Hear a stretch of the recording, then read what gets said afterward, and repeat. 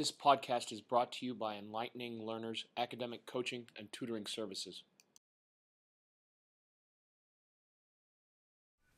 In this presentation, we're going to learn to divide rational numbers.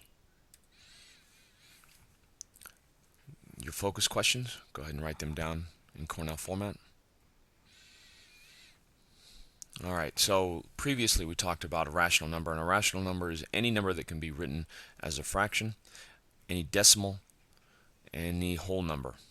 Alright, I want to look at my final sign first. These are all positive, so I know that my final answer is going to be positive. So, one of the things that we have to recognize is when we're dividing fractions, we don't like to divide fractions, so we're going to actually end up multiplying these. And in order to do that, we need to flip this number. The term for flipping a number is called finding the reciprocal. Alright, so I know that the reciprocal of 6 over 2 is 2 over 6. It's just the number reversed.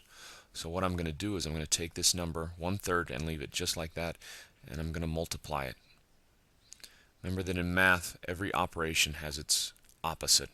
The opposite of divide is times, the opposite of times is divide. The opposite of 6 over 2 is 2 over 6. And so we've changed it from a division problem to a multiplication problem by finding the reciprocal. Alright, so now I look to see if I can cross reduce. 3 can't go into 2, 1 can't go into 6. However, 2 can go into 6. So let's go ahead and reduce that. That becomes a 1. That becomes a 3, because 2 goes into 6 3 times. And now we can go ahead and multiply straight across. 1 times 1 is 1. 3 times 3 is 9. My final answer is a positive 1/9.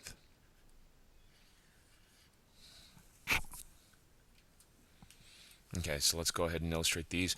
Remember that we want to identify the final signs. I know that this answer is going to be negative. I know that this answer is going to be negative. And this one has 2 negative signs. Remember that we've got a positive and a negative and a negative. A negative times a negative becomes a positive, so this answer is going to become a positive. Alright, so now I'm going to have to flip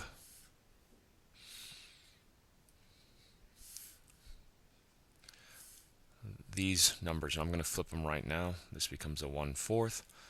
I'm going to make this an improper fraction.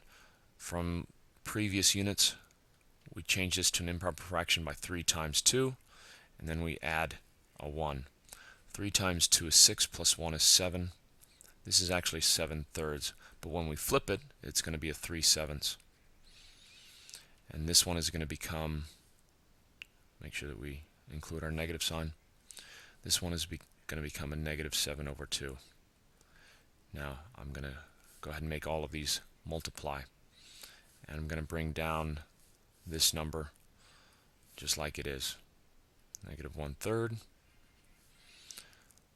3/4, and finally negative 4/3. Is there anything I can do to reduce this? No. Negative 1 times positive 1 is a negative 1, and a 3 times 4 is 12. My final answer is negative 1/12. Doing this one, there's nothing I can do to reduce it. 3 times 3 is 9. Remember that it's a negative, we already determined that. And 4 times 7 is 28. My final answer is negative 9/28. Finally, I can actually reduce this one by making this a 1 and making this a negative 2. I can't do anything else. Negative 2 times a negative 7 becomes a positive 14. And 3 times 1 is 3. Now I could leave it like this, or I could change it back into a proper fraction. 3 goes into 14 4 times.